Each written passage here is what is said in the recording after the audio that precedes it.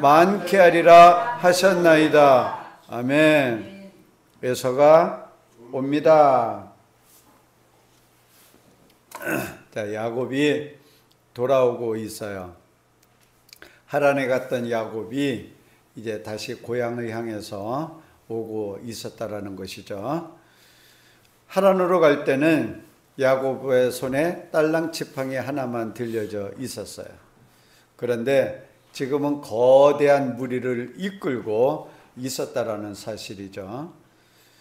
4명의 부인과 또 12명의 자녀가 있었고요. 또 많은 수의 종들이 있었어요. 그뿐 아니라 수많은 양과 염소떼를 거느리고 있었다라는 것이죠. 또 소와 나귀와 낙차도 아마 수천이었을 겁니다. 야곱이 하란에 머문 기간이 한 20년 정도 되거든요. 야곱은 이 20년 동안 아주 열심히 일했을까요? 그래서 큰 부자가 되었는가 말이죠. 야곱은 외삼촌 라반의 그 가축을 맡아서 일하게 되었는데요. 수많은 가축을 돌보는 일이 얼마나 고된 일이었을까 말입니다. 풀을 찾아서 이곳 저곳으로 이동해야 하잖아요. 또 가축들이 풀을 뜯고 있을 때 잠시도 한눈을 팔 수가 없어요. 늑대나 사자나 곰 같은 사나운 짐승들이 나타나면 큰일 아니겠습니까? 또 뜨거운 태양이 내리쬐는 이 들판에서 여기저기 돌아다니면서 가축을 살펴야 하지 않겠습니까? 해가 서산으로 이렇게 뉘어 넘어가면 이제 가축들을 불러서 한자리에 불러 모아 놓았을 겁니다. 가축들이 옹기종기 모여 앉아 잠자리에 들었다고 해서 양을 또는 염소떼를 돌보는 이 목동들은 편하게 잠을 잘 수 있을까 말이죠. 안심할 수가 없어요. 아마 목동들은 모닥불을 피워놓고 그 주변에 누웠을 겁니다. 낮에는 엄청 뜨겁지만 또 밤에는 또 엄청 춥다고 그래요. 이 추운 밤을 보내야 했기에 모닥불을 피워놓고 그 주위에서 누워 있었을 겁니다. 모두 잠자는 게 아니라 한두 사람 불침번을 세워놓고 이제 서로 돌아가면서 이 가축들을 돌봤을 것으로 그렇게 생각이 돼요. 야곱은 이 외삼촌의 도움으로 이 가축을 돌보는 그 일로 인해서 수많은 가축을 이끄는 부자가 되었을까라는 거죠. 야곱이 하란에 처음에 도착하게 되는데 여기서 운명의 여인을 만나게 돼요. 야곱은 이 하란에서의 20년의 그 세월의 대부분을 이 여인을 위해서 살게 되었다라는 사실입니다. 무려 14년의 시간을 이 여인을 위해서 일했어요. 문제는 4명의 부인과 12명의 자녀가 있었지만 야곱은 무일푼이었다는 것, 돈이 없었어요. 그래서 야곱이 꾀가 발동하게 되죠. 그래서 외삼촌 라반에게 이 가축을 돌보며 받는 이제 급여를 요구하게 되는데요. 양이나 염소, 이 소들 중에서 얼룩진 거, 점 있는 거, 아롱진 거 이런 것을 급여 대신 받기로 이제 서로 합의를 보죠. 자, 보세요. 대부분의 양들은 아마 하얀 양들이 대부분이었을 것이고 그 중에 한두 마리 정도 이렇게 점이 있거나 얼룩지거나 그랬을 것으로 보여져요. 얼룩 있는 양이 드물었다라는 거죠. 자, 염소가 우리가 아는 염소 까만 털을 갖고 있잖아요. 야곱은 왜 얼룩이 있거나 점이 있는 가축을 가지겠다고 했을까라는 거예요. 사실 어떻게 생각해 보면 급여를 포기한 것이나 다름없었다라고 생각할 수 있어요. 그런데 신기한 일이 생기지 않겠어요? 얼룩진 양이나 염소, 점이 있는 양이나 염소가 점점 불어나기 시작했다라는 거죠. 점이 있는 가축들이 많아지기 시작했어요. 야곱의 재산이 하루가 다르게 불어나게 되었는데, 야곱의 재산이 점점 많아지게 되었을 때 누구의 배가 아팠을까라는 거죠. 외삼촌 라반은 야곱의 재산이 저렇게 불어나리라고 생각하지 못했는데 점점 재산이 많아지게 되자 시기심이 발동했어요. 그래서 라반은 야곱과 처음에 맺었던 계약의 조건을 자꾸 수정을 합니다. 야곱의 가축 중에 처음에는 얼룩진 것을 야곱이 가지기로 했을지 몰라. 그런데 이 얼룩진 것 말고 점 있는 거는 빼자라고 그렇게 계약을 수정했을지도 몰라. 또 점 있는 가축들이 늘어나게 되자, 야, 점 있는 거, 아롱진 것은 빼자, 점 있는 거 빼자, 이렇게 수정했을지도 몰라. 라반은 계속해서 이 계약 조건을 수정했지만 야곱은 라반이 말하는데 수정을 원하는 대로 그냥 다 들어주었어요. 라반의 방해에도 불구하고 이 야곱의 재산은 점점 나날이 늘어만 갔다라는 사실이죠. 야곱이 14년의 결혼 지참금을 위한 노동이 끝났어요. 하란에서 온 이제 15년 차부터 급여를 받기 시작했는데요. 무려 6년 동안 야곱은 수많은 가축을 거느리게 되었다라는 사실이죠. 그뿐 아니라 가축을 혼자서 다 돌볼 수가 없으니까 가축을 돌보는 종들을 거느릴 정도의 이 재산 규모가 커졌어요. 야곱의 재산 규모가 커지게 되면서 라반의 태도가 점점 달라지지 않았겠어요? 라반의 얼굴빛이 이렇게 달라진 것을 눈치챈 야곱은 이제 떠날 준비를 합니다. 라반이 출타한 틈을 타서 야곱은 자기 부인들 또 아이들을 양을 돌보는 가축들을 돌보는 그곳으로 불러 모아요. 그래서 출발했어. 20년 전에 하란으로 온 길을 따라서 이제 고향으로 향하게 되죠. 고향으로 출발한 지 한 열흘 정도 되었을 그때였어요. 뒤에서 뿌연 먼지를 일으키며 누군가가 막 쫓아오고 있지 않습니까? 아마 맨 뒤에서 가축을 돌보고 있던 사람들이 놀라서 야곱에게 막 달려와서 보고했을 거예요. 야곱과 그 일행들은 얼마나 놀랐을까요? 누가 우리를 공격해오나? 도적들인가? 누구지? 그런데 쫓아오고 있는 무리들은 외삼촌 라반이 이끄는 군대였어요. 야곱을 다시 하란으로 끌고 가기 위해 지금 쫓아왔을까요?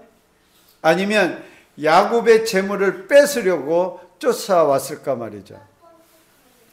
라반이 온 목적은 자신의 집 수호신인 드라빔을 찾으러 왔다라는 그런 명목으로 쫓아오긴 했어요. 하지만 다른 목적도 있지 않았겠는가 말이죠. 하지만 하나님께서 라반이 오기 하루 전에 이 라반에게 경고를 날렸어요. 야곱을 해치지 마라! 이 경고를 날려서 라반이 왔지만 아무런 충돌 없이 라반은 돌아갔다라는 것이죠. 라반과 헤어진 후 야곱은 또 하나의 군대를 만나게 돼요. 아마 야곱은 그 군대를 만났을 때 라반의 군대를 만났을 때와는 다른 모습으로 그 군대를 바라보았을 거예요. 누가 왔을까요? 어떤 군대를 만났을까요? 그 군대는 바로 20년 전 하란으로 도망치던 그 밤에 보았던 그 군대였다라는 것이죠. 땅에서부터 이어진 그 사닥다리, 하늘까지 이어진 그 사닥다리, 거기서 오르락 내리락 하던 그 천사들이 바로 야곱의 눈앞에 있던 군대였다라는 겁니다. 야곱은 얼마나 반가웠을까요? 그리고 가슴 속에서 벅차오르는 감격을 느끼지 않았을까요? 하란에서 14년 동안 무일푼으로 살아가는 동안 하나님께서 지켜주시잖아요.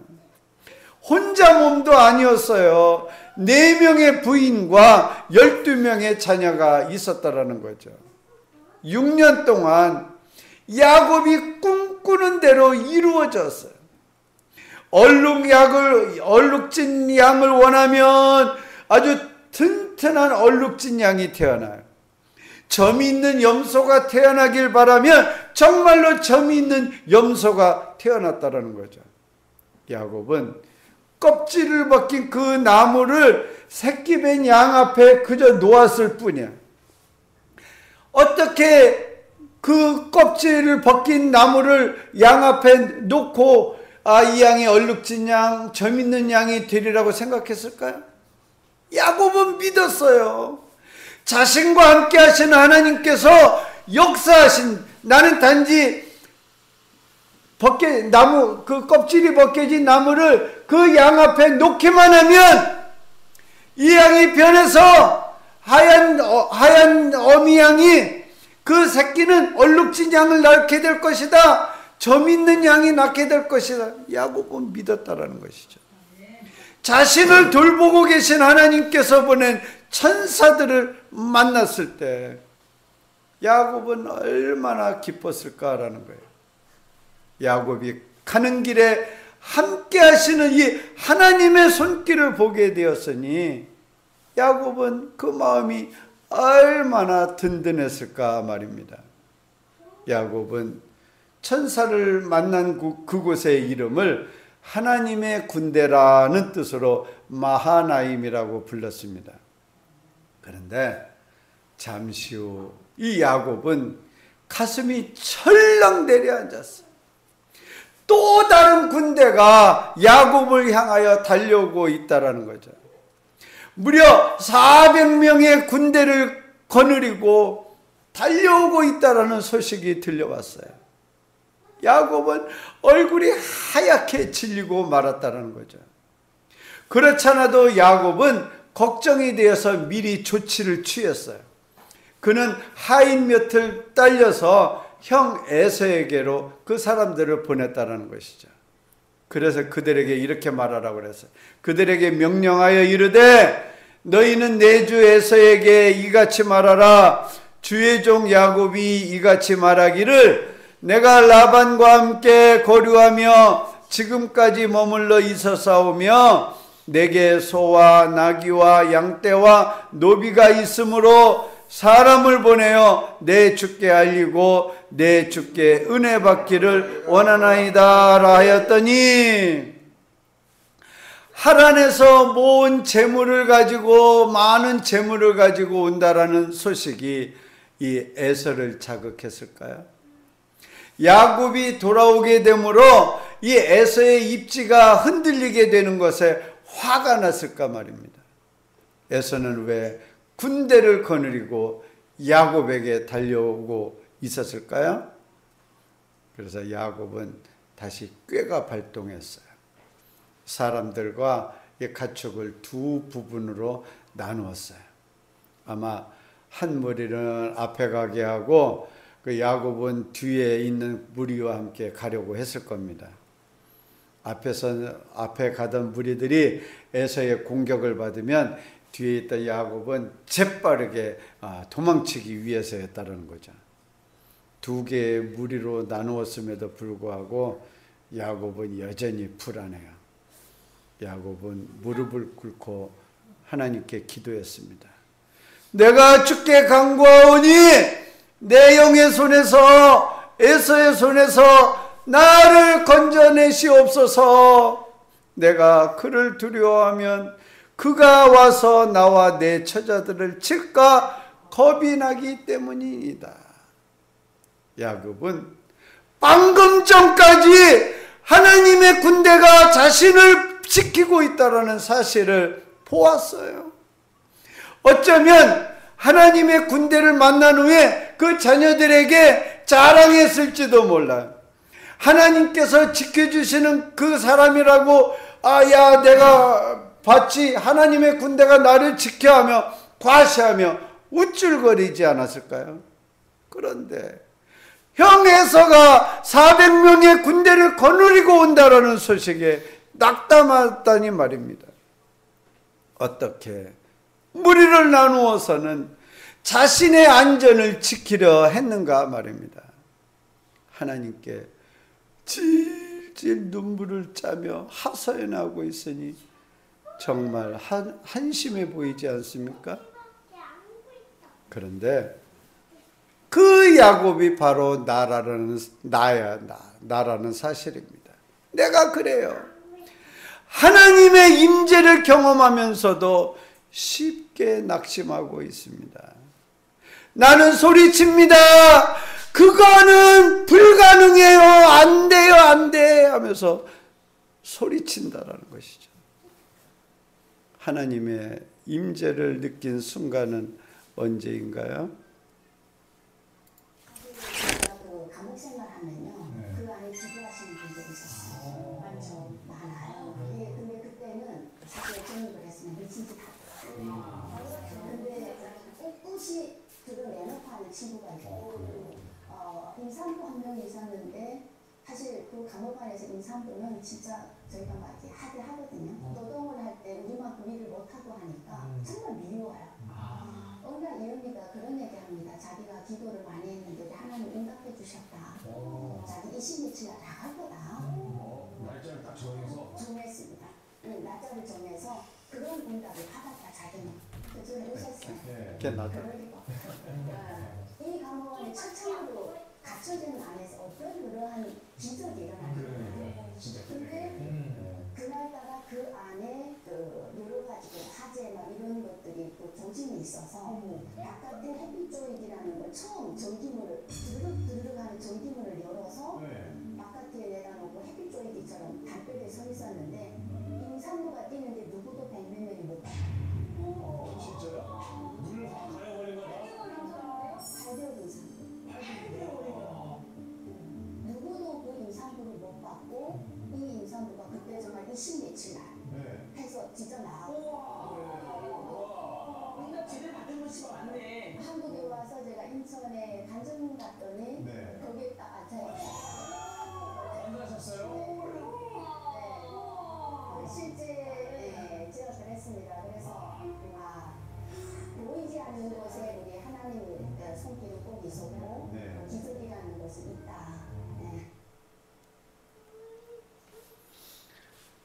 야곱과 함께 하신 하나님께서 지금도 우리와 함께 하셔요.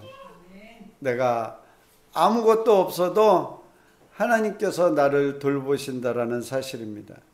나를 먹이시고 입히시는 그 하나님을 믿어야 할 겁니다. 내가 꿈꾸는 대로 이루어 주시는 하나님이라는 사실이죠. 나를 끝까지 안전하게 보호하셔요. 라반과 같은 그 충돌을 피하게 하신다는 것이죠. 에서처럼 몰려오는 그 위험한 상황에서도 지켜주셔요. 하나님의 나라, 그 하나님의 우리의 그 본향을 향해서 가는 길에 에서가 군대를 이끌고 달려올 때 나는 어떻게 설 것인가 라는 거예요. 인생의 어두운 밤을 보낼 때 나는 어떤 자세를 취할 것인가 말입니다. 두려워하며 뒷걸음칠 것인가? 슬픔 속에서 단식하며 보낼 것입니까? 아니면 하나님의 약속을 믿고 담대하게 일어서서 맞설 것인가 말입니다. 기도하겠습니다. 하나님 아버지, 우리가 인생의 어두운 밤을 지날 때도 찾아오시어 한없는 사랑과 은혜를 베풀어 주심에 감사를 드립니다. 언제나 신실하게 우리를 돌보시고 인도하시는 하나님을 찬양합니다. 두려움 속에 떨 수밖에 없는 인생의 어두운 밤에도 하나님의 말씀을 기억하며 하나님만 바라보는 저희들이 되기를 원합니다. 우리의 삶 속에 펼치시는 하나님의 풍성한